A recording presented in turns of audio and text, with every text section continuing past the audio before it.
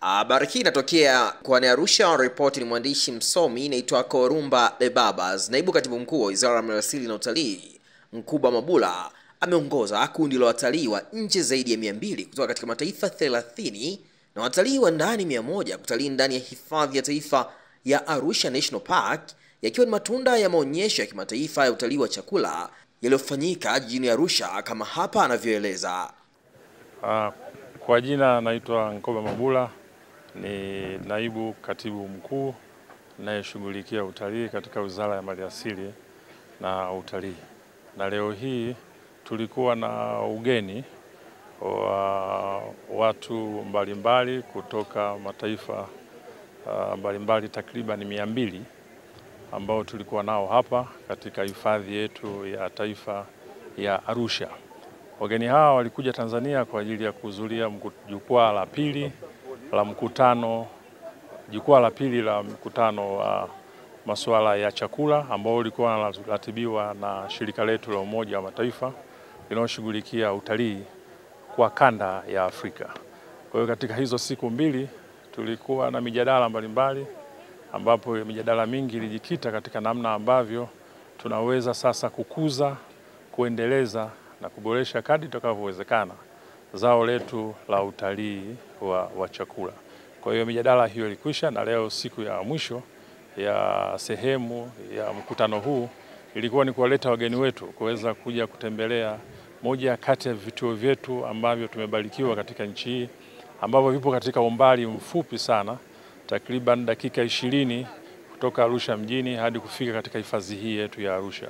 Tumeweza kujionea vivutio mbalimbali ambavyo tunavyo hapa, maporomoko ya maji ambayo yapo katika hifadhi hii, ambayo yapo maporomoko matatu, Turuhusia, Moia na vingine.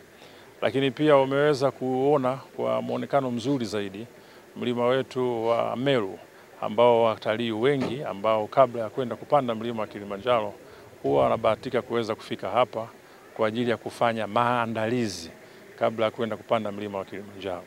Lakini pia wamejishuhudia wanyama mbalimbali ambao wanapatikana katika eneo hili, wanyama kama colobus ambao ni wanyama ambao ni adimu kupatikana sehemu nyingine, lakini hapa wanapatikana kwa wingi kutokana na mandhari yake. Lakini wameweza kuwaona wanyama kama nyati, makundi ya nyati, makundi ya twiga, makundi ya zebra, makundi ya ngiri. Hakika wameshangazwa na kuona kwamba kama nchi hii inayo hifadhi ambayo dakika 20 tu unaweza kufika na kuona makundi makubwa ya wanyama kiasi hichi. Lakini pia wameweza kushuhudia baadhi ya maziwa ambayo yanapatikana hapa. Katika eneo hili lipo ziwa ambalo ni la maji ambayo ni fresh water kabisa, maji yasiyokuwa na chumvi yoyote. Wamekuja kushangazwa na kuona kwamba kuna vitu vya namna hii ambavyo vinaweza kupatikana. Lakini pia wamebahatika kuweza kupata kinachokiitwa kile bushmeal, ambayo ni mwendelezo wa kile ambacho walikifuata kuweza kuona utalii wa chakula. Kwa hiyo leo wamebahatika kuhudumiwa chakula cha aina mbalimbali, kupata ugali, wamepata wali, wamepata nyama choma, lakini wamepata na mboga mbalimbali za majani ambazo ndizo ilikuwa ni kilio kikubwa cha namna ambavyo tutaweza kukuza na kuendeleza zao letu la utalii wa chakula. Kwa hiyo sasa hivi tunaondoka hapa, baada ya kumaliza hapa tunaenda nao Arusha Cultural Center, ambako pale sasa watapata nafasi ya kuweza kununua baadhi ya bidhaa, vinyago na bidhaa zingine mbalimbali ambazo zinatokana na utaalamu na ujuzi wa Tanzania ambao wametengeneza kwa nguvu zao za mikono, ili basi na sisi tuweze kupata kupitia wadau wetu hao waweze kununua bidhaa mbalimbali na kuelekea katika kurejea nazo katika nchi walizotoka. Asanteni sana.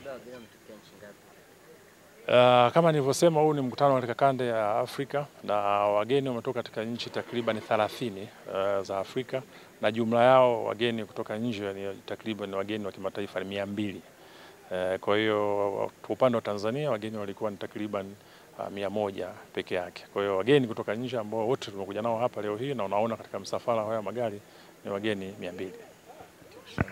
Asante sana. Habari hii inatokea jijini Arusha, inahusiana na hoteli ya kimataifa ya Parrot Hotel. Hoteli hii ina hadhi ya nyota 4 ya ukweli iliyopo Kaloleni jijini Arusha. Jengo lake ni la ghorofa lenye floor 13, vyumba 116 vya kulala vyenye hadhi tofauti. Hapa kuna executive suite, junior suite, executive, standard bedroom, double deluxe na twin bedroom. Parrot Hotel ndani yake ina migahawa miwili. Mmoja ni maalum kwa ajili ya kupata kahawa za aina zote. Sehemu ya pili ni ya kupata chakula pekee. Hapa kuna bar maalum yenye swimming pool iliyopo floor ya 3. Kuna kumbi za mikutano kubwa 2 na kumbi ndogo kwa ajili ya vikao. Katika Afrika Mashariki, Parrot Hotel kwa sasa ni hoteli ya mfano kutokana na ubora wa huduma zake.